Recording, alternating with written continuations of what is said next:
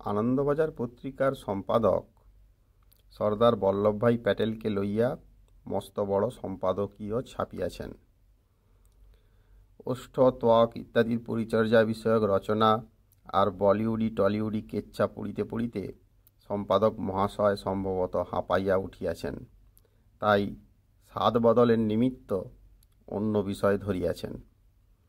নতুন বিষয় নির্বাচন করিবার কাজটি সহজ ছিল না। নির্বিচারে যে কোনো বিষয় লইয়া লিখিতে আরম্ভ করিলে দুই এক ছত্র বঙ্গেশ্বরীর অপদার্থতা বিষয়েও লিখিতে হয়। তাহা হইলেই তাহার রোষানলে পড়িয়া সরকারি বিজ্ঞাপন হারাইবার প্রভূত সম্ভাবনা রহিয়াছে। অতএব ভারী সাবধানতা অবলম্বন করিয়া বাংলা হইতে বহুদূরের গুজরাটের এক প্রাচীন রাজনীতিবিদের সম্পর্কে মস্ত বড় সম্পাদকীয় বাহির করিতে হইয়াছে। সম্পাদকীয়টিতে অভিযোগ মূলত দুইটি বিষয় সংক্রান্ত। প্রথমত, বল্লভভাই প্যাটেল মহাশয়ের উত্তরাধিকার যে উপায়ে কেন্দ্রের বর্তমান শাসক দল আত্মসাৎ করিয়া চলিয়াছে সেই অপপ্রচেষ্টার বিষয়ে, আর দ্বিতীয়ত, এই মহাপুরুষকে যে পদ্ধতিতে ইদানিং শ্রদ্ধার্ঘ নিবেদন করা হইতেছে সেই পদ্ধতির আড়ম্বরপূর্ণতার বিষয় সম্বন্ধীয়। প্রথম অভিযোগটির পক্ষে ওকালতি করিতে গিয়া সম্পাদক মহাশয় কিঞ্চিত মিথ্যাচারের আশ্রয় লইয়াছেন। তাহার সম্পাদকীয় পাঠ করিলে বঙ্গবাসী এমন একটি ধারণার বশবর্তী হইয়া পড়েন যাহা সত্য হইতে বেশ খানিকটা দূরবর্তী। সম্পাদক মহাশয়ের মতে কিছু কিছু ক্ষেত্রে বিরোধ থাকিলেও বল্লভভাই প্যাটেল মূলত নেহেরুর অনুসারী ছিলেন এবং নেহেরুর বেশিরভাগ কার্যেই প্রফুল্ল হৃদয়ে সহায়তা করিয়াছিলেন। ইতিহাস কিন্তু অন্য কথা বলিয়া থাকে। স্বাধীনতার প্রাক্কালে প্যাটেলকে নিজস্ব ভাষণ লইয়া মোহনদাসজির কাছে তিরস্কৃত হইতে হইয়াছিল। কাহারা মোহনদাসজিকে সেই তিরস্কারের নিমিত্ত প্রোৎসাহিত করিয়াছিলেন তাহা এক প্রবল সাংগঠনিক নেতা হইবার সুবাদে প্যাটেলের অগোচর থাকিয়া গিয়াছিল ইহা অনুমান করা কষ্টসাধ্য। কি উপায়ে মোহনদাসজি ভারতবর্ষের তৎকালীন সর্ববৃহৎ দলের গণতন্ত্রকে বৃদ্ধাঙ্গুষ্ঠ দেখাইয়া প্যাটেলের স্থানে নেহেরুকে দেশকে নেতৃত্ব দিবার জন্য বাছিয়া লইয়াছিলেন, সেই ঘটনা প্যাটেল স্বাধীনতা পাইবার পরের অহনিতেই বিস্মৃত হইয়াছিলেন, ইহাও কল্পনা করা কষ্টসাধ্য। সম্পাদক মহাশয় সম্ভবত এইসব কষ্টসাধ্য কাজ করিয়া উঠিবার প্রেরণা পাইয়াছেন বঙ্গেশ্বরীর রক্তচক্ষুর দিকে অপাঙ্গে দৃষ্টিপাত করিয়া। সরকারি বিজ্ঞাপন পাইতে হইলে সময় সময় এইরূপ কিছু কষ্টসাধ্য কাজ করিতে হয় বই কি। তারপর ধরা যাওক স্বাধীনতার পর বিভিন্ন বিষয়ে প্যাটেলের নেহেরুর সহিত একমত হইবার ঘটনা। ক্ষমতা যখন এক ব্যক্তির নিকট একত্রীভূত হয় তখন অন্য রাজনৈতিকগণ নিজেদের রাজনৈতিকভাবে প্রাসঙ্গিক রাখিবার তাড়নায় এক সুরে সুর মিলাইতে বাধ্য হইয়া থাকেন। ইহা কোনো অপরিচিত ঘটনা নহে। বর্তমান সময়েও আমরা দেখিয়াছি কিরূপে পরিবহন মন্ত্রী বা প্রতিরক্ষা মন্ত্রী প্রাতে সায়াহ্নে প্রধানমন্ত্রীর প্রশস্তি গাইয়া থাকেন। ইহারা প্রধানমন্ত্রীর কাজকর্ম লইয়া বিশেষ সন্তুষ্ট ইহা ধারণা করিবার কোনো কারণ নাই। যাহা করেন রাজনৈতিক বাধ্যবাধকতা হইতেই করিতে বাধ্য হন। প্যাটেলের সময় ইহা অন্যরূপ ছিল, এরকম ধারণা করিবার কোনো কারণ নাই। এইবার সম্পাদক মহাশয়ের প্রথম অভিযোগটি লইয়া কিছু আলোচনা করা যাওক।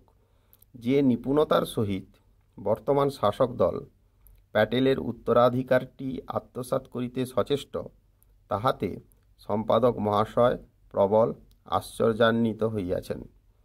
কিন্তু পৃথিবীর ইতিহাসে বিভিন্ন দেশে রাষ্ট্রবাদী বা জাতীয়তাবাদী দলের কার্যকলাপ একটু মনোযোগ সহকারে অধ্যয়ন করিলে সম্পাদক মহাশয়কে এতটা আশ্চর্য হইতে হইত না।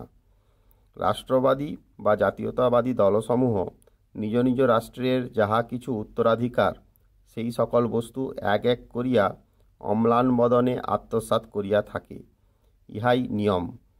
এই দেশের বর্তমান শাসক দল ইহার অন্যথা হইবে কেন, তাহার ব্যাখ্যা সম্পাদক মহাশয় প্রদান করিতে পারেন নাই। এই অম্লান বদনে আত্মসাৎ করিবার নিয়মেই শিবাজী হইতে রণজিৎ সিংহকে শাসক দল গ্রাস করিয়াছে, বিদ্যাসাগর হইতে প্যাটেলকে গ্রাস করিয়াছে, চালুক্য পল্লব হইতে অহম সাম্রাজ্যকে আত্মসাৎ করিয়াছে।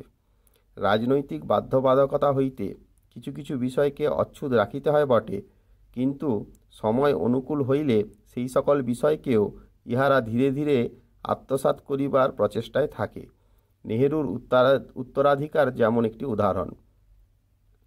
মৌর্য, গুপ্ত, সুলতানি, মুঘলদের অবসানে ভারতবর্ষ মতিলাল নেহেরু, ইন্দিরা, রাজীব, সোনিয়া, রাহুল, প্রিয়াঙ্কাদের যে রাজবংশ পাইয়াছে, সেই রাজবংশের বর্তমান উত্তরাধিকারীগণ রাজনৈতিক মঞ্চে প্রতিপক্ষ বলিয়া নেহেরুকে আত্মসাৎ করিতে বর্তমান শাসক দলের তেমন সুবিধা হইতেছে না বটে, কিন্তু সময় অনুকূল হইলেই যে ইহারা নেহেরুকেও আত্মসাৎ করিবে সেই বিষয়ে কোনো সন্দেহ নাই। প্রধানমন্ত্রী তাহার ভাষণে প্রায়শই সেই ইঙ্গিত প্রদান করিয়া থাকেন। সম্পাদক মহাশয়ের বোধ করি প্রধানমন্ত্রীর ভাষণ মনোযোগ সহকারে শুনিবার অবসর নাই। রাষ্ট্রবাদী দলের এই অনায়াসে আত্মসাৎ করিবার ক্ষমতার বলেই যখন বাংলায় আসিয়া স্বরাষ্ট্রমন্ত্রী বিদ্যাসাগরের কথা বলেন, তখন সম্পাদক মহাশয় ভাবিয়া বসেন যে উহা নির্বাচনের উপলক্ষে করা কার্যমাত্র। স্বরাষ্ট্রমন্ত্রী কলিকাতায় জয় শ্রীরাম বলিয়াই পরক্ষণেই দার্জিলিংয়ে যাইয়া জয় গোর্খা বলিলে সম্পাদক মহাশয়ের তাহা দ্বিচারিতা বলিয়া ভ্রম হয়। প্যাটেলকে আত্মসাৎ করিবার প্রচেষ্টাটিতে তাই সম্পাদক মহাশয় বেশ আশ্চর্যের ঘটনা বলিয়া বোধ করিতে পারেন, কিন্তু ইহাকে যতটা আশ্চর্যের ঘটনা বলিয়া প্রতিপন্ন করিবার চেষ্টা করা হইতেছে, সেই পরিমাণে আশ্চর্যের ঘটনা ইহা নহে। বস্তুত প্যাটেলের উত্তরাধিকারটির দাবি যখন মতিলাল নেহেরু ইন্দিরাদের রাজবংশ এক প্রকার ত্যাগ করিয়াছে, তখন তাহা আত্মসাৎ করিতে বাধা আছে বলিয়া মনে হয় না। প্যাটেলের ন্যায় মহাপুরুষের উত্তরাধিকার যেই পরিমাণে পরিসর প্রাপ্ত হইবার যোগ্য, সেই পরিমাণে তাহা প্রাপ্ত হয় নাই, এই সত্যটি এক প্রকার সর্ববিদিত। সম্পাদক মহাশয় ইহা কি উপায়ে বিস্মৃত হইয়াছেন, তাহাই বরং আশ্চর্যের। অনুমান করা যায় এই সুবিধাজনক বিস্মরণ বঙ্গেশ্বরীর সুনজরে থাকিবার প্রচেষ্টা মাত্র। এক্ষণে দ্বিতীয় অভিযোগটি লইয়া আলোচনা করা যাউক। আড়ম্বরপূর্ণ শ্রদ্ধার্ঘ নিবেদনের প্রণালী লইয়া অভিযোগ। আনন্দবাজার সামাজিক দৃষ্টিকোণ হইতে বামপন্থী হইলেও অর্থনৈতিক দিক হইতে তাহা দক্ষিণপন্থী, এইরূপ একটি ধারণা জনমানসে ছিল। অন্তত বঙ্গেশ্বরীর রোষানলে পড়িয়া পূর্বতন বিদ্বান সম্পাদক মহাশয় পদত্যাগ করিতে বাধ্য হইবার পূর্বকাল পর্যন্ত এরূপ ছিল। এখন দেখা যাইতেছে যে ইহারা বামপন্থীও নহে, দক্ষিণপন্থীও নহে। যে পন্থায় বঙ্গেশ্বরীর রোষানল হইতে রক্ষা পাওয়া যায়, ইহারা সেই পন্থী। কেননা অন্যথায় বিশালাকার প্যাটেল মূর্তিটির সমালোচনা সম্পাদক মহাশয় করিতেন না। নিউ ইয়র্ক নামক পাশ্চাত্যে এক বিখ্যাত নগর রহিয়াছে। সেই নগর আনন্দবাজার পত্রিকার বর্তমান সম্পাদকের পদধূলি লাভের সৌভাগ্য অর্জন করিতে সক্ষম হইয়াছে কিনা তাহা এই অধমের অজ্ঞাত। তবে সত্যিই যদি নগরটির এইরূপ সৌভাগ্য হইয়া থাকে, তাহলে মশাল হস্তে বিশালাকার মানবীর মূর্তিটির কথা সম্পাদক মহাশয়ের জ্ঞাত থাকিবার কথা। কি সংখ্যায় পর্যটকগণ তাহা প্রত্যক্ষ করিবার জন্য সেই নগরে যাইয়া থাকেন এবং সেই সূত্রে নগরটির অর্থনীতিকে বল প্রদান করিয়া থাকেন, তাহাও সম্পাদক মহাশয়ের অজ্ঞাত থাকিবার কথা নহে। প্যাটেলের মূর্তিটিও সেই অর্থনৈতিক যুক্তি হইতেই নির্মিত। বাঙালি অভিজাত উচ্চশিক্ষিত সম্পাদক মহাশয় মূর্তি নির্মাণ বিষয়ে প্যাটেলের প্রতি শ্রদ্ধার্ঘকেই বড় করিয়া দেখিয়াছেন, আর অশিক্ষিত গুজরাটি মোদিবাবু প্যাটেলের পদতলে দাঁড়াইয়া যে যুবক হাস্যমুখে পর্যটকগণকে অভ্যর্থনা করিয়া থাকে, কিংবা যে যানচালক পর্যটকগণকে রেল স্টেশন হইতে মূর্তি অবধি লইয়া আসে, মূর্তি নির্মাণের সময়ে তাহাদের কথা ভাবিয়াছেন। ইহা বিভিন্ন প্রদেশের মানুষের ভাবনার তারতম্য।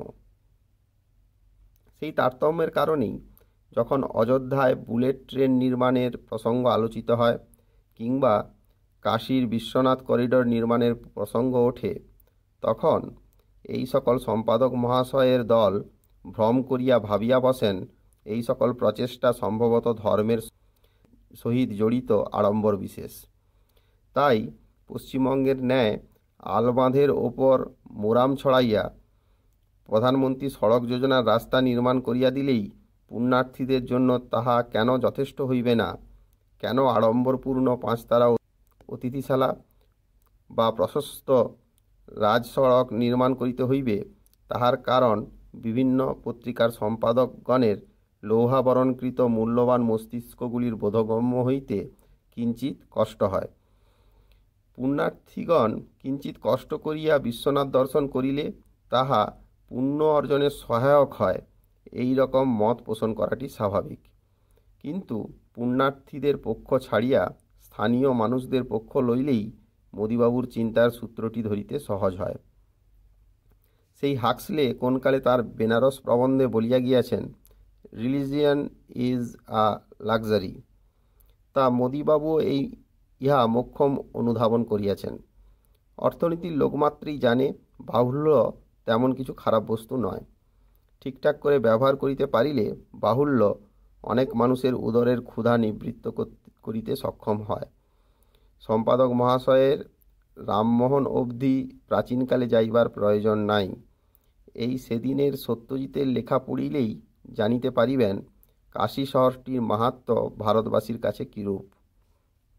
বর্তমানে এই রাজ্যে বাঙালি জাতীয়তাবাদের হিড়িক তুলিয়া বাঙালি যে একটি বিশাল সভ্যতার ভাষাগোষ্ঠী মাত্র, এই সত্যটি ভুলাইয়া দিইবার প্রচেষ্টা অতিশয় প্রবল। সেই হিড়িকে সম্পাদক মহাশয় ভাসিয়া যাইলে অন্য কথা, না হইলে কাশীর মাহাত্ম্য বুঝিয়া আর ধর্মকে একটি বাহুল্য জ্ঞান করিয়া 2 2 4 করিয়া লইয়া বাহুল্যকে কিরূপে অর্থনীতির উন্নতিকল্পে ব্যবহার করা যাইতে পারে তাহা বুঝিয়া লইতেন। কাশীর এই বাহুল্যের উদাহরণটি প্যাটেলের মূর্তির ক্ষেত্রেও একই রকমভাবে খাটিয়া যায়। প্যাটেলের উত্তরাধিকারের একটি গুরুত্ব যে আছে তাতে আর সংশয় কি? না হলে আনন্দবাজার প্রবন্ধ ছাপিত না। সেই উত্তরাধিকারকে ব্যবহার করিয়া অর্থনৈতিক উন্নতি করা যে সম্ভব তাহা বাঙালি সম্পাদকবাবুর হৃদয়ঙ্গম হইতে কষ্ট হইতে পারে, কিন্তু মোদিবাবুর সম্ভবত হয় নাই।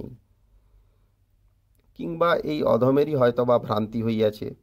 গোময় বলিয়া যাহা ভ্রম হইয়াছিল তাহা সম্ভবত ধূসর বস্তু। সম্ভবত বাঙালি সম্পাদকবাবুর অর্থনীতি সম্যক হৃদয়ঙ্গম করিয়াছেন। বঙ্গেশ্বরীর কোপে পড়িয়া সরকারি বিজ্ঞাপন বন্ধ হইয়া গেলে কর্মচারীগণের দক্ষিণা বন্ধ হইবে, এই ভয়ে ভীত হইয়া অর্থনীতির অমোঘ গুরুত্বকে অনুধাবন করিয়াই তিনি প্রবন্ধ লিখিয়াছেন। কিন্তু তাহা হইলেও আনন্দবাজার পত্রিকার সম্পাদক মহাশয় রাজ্যের বিষয় পরিত্যাগ করিয়া প্যাটেলকে লইয়া পড়িলেন কেন, ইহা দুর্বোধ্য ঠেকিতেছে। রাজ্যে তো বিষয়ের অভাব ছিল বলিয়া মনে হয় নাই। আঞ্চলিক পত্রিকা মূলত রাজ্য সরকারের নীতি লইয়াই বেশি ভাবিত হইবে, ইহাই প্রত্যাশিত। নাকি বঙ্গেশ্বরীর ভয়ে ভীত হইয়া পাছে পূর্বসূরির ন্যায় বিদায় লইতে হয়, সেই আশঙ্কায় নিজের কাজ ভুলিয়া অকাজে মাতিয়াছেন।